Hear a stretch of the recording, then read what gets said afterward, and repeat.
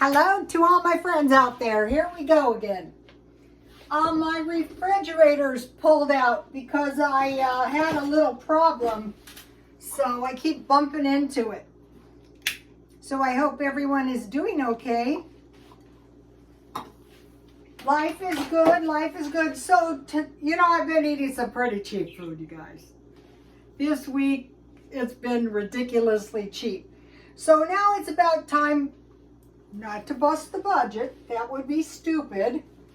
So I have stocked up on chicken, and this is a chicken breast, and I just cut it down the middle, and then I dusted it with flour.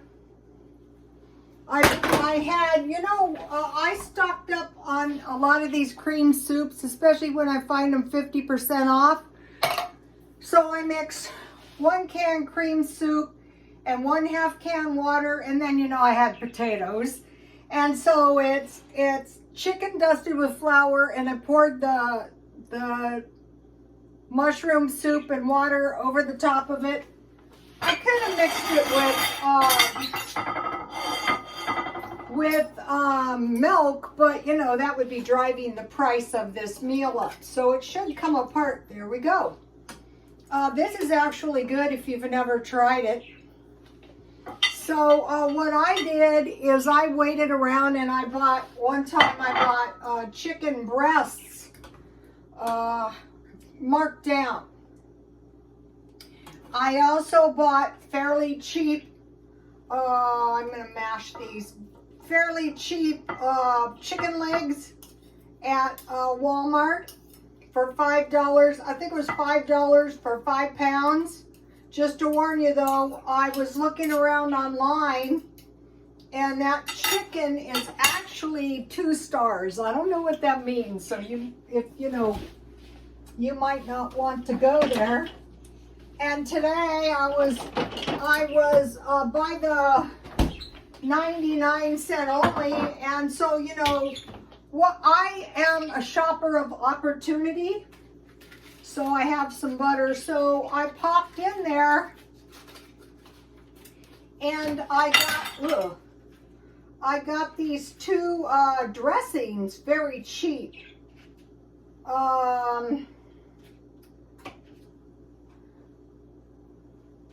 show you in 1 minute. So I want some butter on there. I'm just gonna zap this for 1 minute to melt my butter.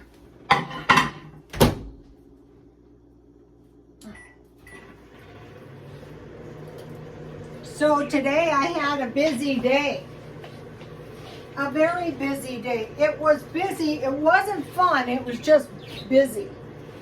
So let's see. Is it melted? No.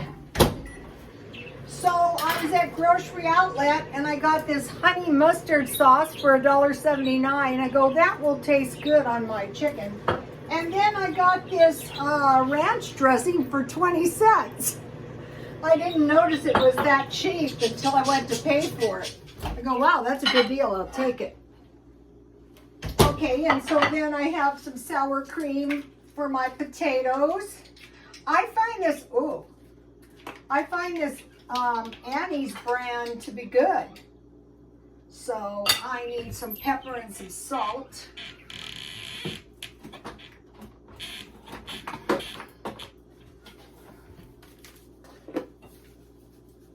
A little bit, not too much. I need a salt shaker.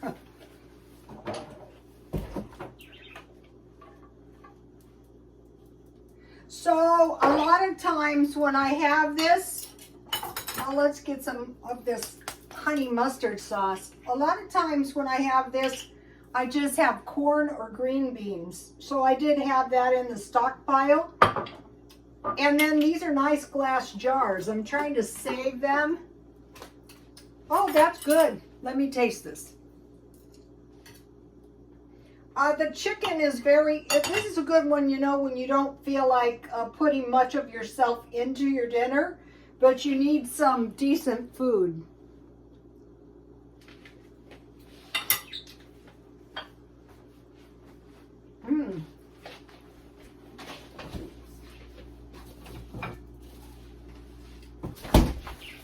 I made a nice little salad This is, you know, just a couple of vegetables is all you really need. My celery and peanut butter is sticking to the plate. So you need a little nuts and a little fish in your diet so you don't become amino acid deficient. And so this is a good, I've never tried this stuff. So I don't need food, but what I do want to do is to, oh, this, you know how some of the dressing is very, very thick? That's not the case with this. This is organic salad dressing.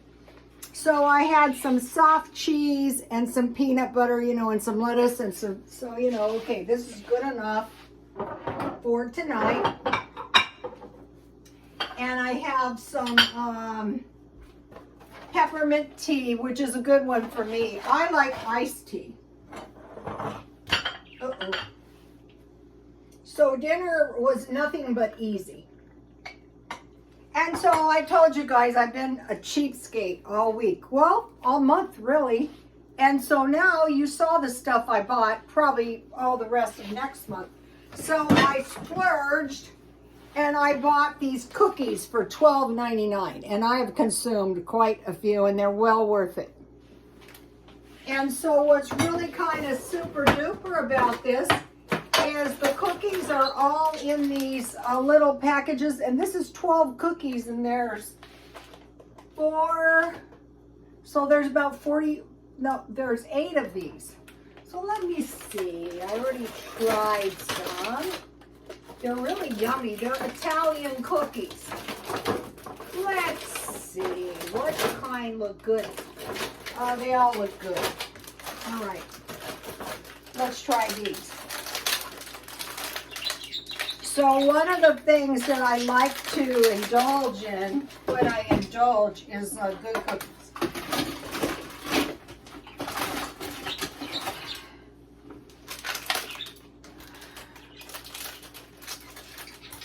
And tea. That's the thing about tea. Nothing goes with cookies like tea. Yummy.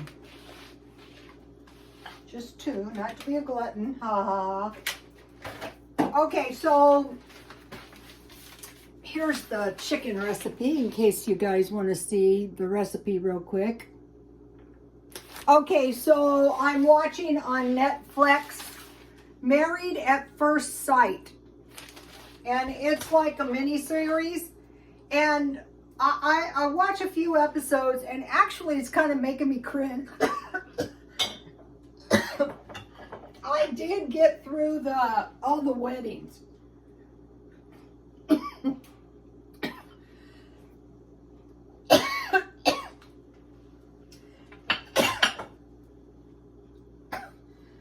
So, let me get a drink. So you see all this stuff, but what you don't see is the wedding rings. So I caught a little glimpse, and they look like kind of like very thin eternity rings, and I thought, oh wow. So I actually sell costume wedding rings, very cheap, very, very cheap. And I have another one. I can't really locate them. My jewelry is askew. Here's another cute one. It has another ring that goes with it. And I also, now this is actually pretty decent costume necklace. These look very pretty on young girls. This was an Avon watch it or necklace at one time. But when I take those to the swap meet, I lay them out on tables, and I got rid of my tables one of the times when I moved. So what I'm doing is spring cleaning. So I decided the best approach this time is take 1 carload of stuff to the thrift store. You know, as I unload 1 carload, load another and take it to the thrift store. So, and then I'm going through the house, and anything that is like broken, damaged, or soiled, most likely is going in the garbage. So I have problems because I have eBay. On eBay, this has been evolving though, and this is good. eBay is affordable luxury. Etsy is for younger girls, and the swap meet is clothes, because I can load the clothes in garbage bags and throw them on tarps and it doesn't kill me. And then I'm going through the food storage, and I got one big pile of it done, so that was super duper. So if you want to watch this Marriage at First Sight, check out the rings. In our family, we have a saying: if you don't like the rings, run for your life. Will you marry this man? And wait a minute, wait a minute. Let me take a look at this ring. Here's some of the costume jewelry stuff I sell, but I used to buy this stuff in bulk, and that's how you make money. But you need hundreds of items. Okay, now I want to mention something to you guys. And there's a lot of denial that we're in a recession. A lot of people say it's not a recession. We might not be in one yet. We might be heading to one. We might not. But what I would say is prepare for the worst. I'm not even saying hope for the best, because you're always going to have pullbacks, and it might be time for one. Here's what we're looking for. Have you seen any losses of businesses? Unemployment is up, and the standard of living is going lower. And I think it was the United Kingdom just like out and warned their citizens, it's coming. So what we want to do is we want to do everything we possibly can to avoid a lower standard of living. So one of the things I did today is, when I was at 99 cents only, I bought this box of cereal. So when I find drastically reduced items like produce, cereal, I eat cereal in the middle of the night. I got 2 cans of peas, 50% off. Now I want to mention something. You know, if you're having to eat down your stockpile and you have rice and peas, that's very nutritious. A lot of the vegetarian burgers, if you look on it, I would rather eat a burger with rice and peas than soy. Soy is tricky. And so I bought that, and then I went to get this, and they said, well, you can just have this. So I took it. So what I would make out of the red beans, so I would have red beans and rice, is I have a lot of bacon, I have a lot of ham.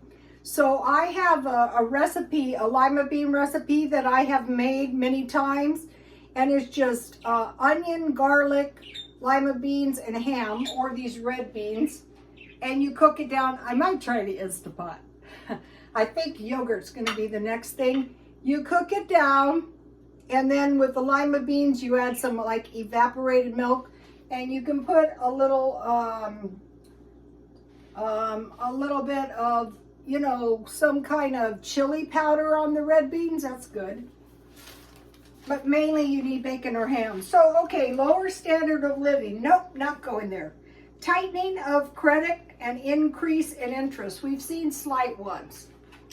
I can remember times of tight credit. I remember during one recession, I didn't have that much money, but I did have some money, and I was able to get a house. Higher energy, you know, like utilities, and this is something I heard, like people who are very, very poor, they said, don't give us things like rice and potatoes because we can't afford to cook them. So that's something to bear in mind. Higher gasoline, less money for clothes. That's why I'm buying clothes. I'm taking a lot of stuff to the thrift store, but for my own personal use, I'm just trying to buy clothes, low-cost clothes at the thrift store for 10 years. We've been through that.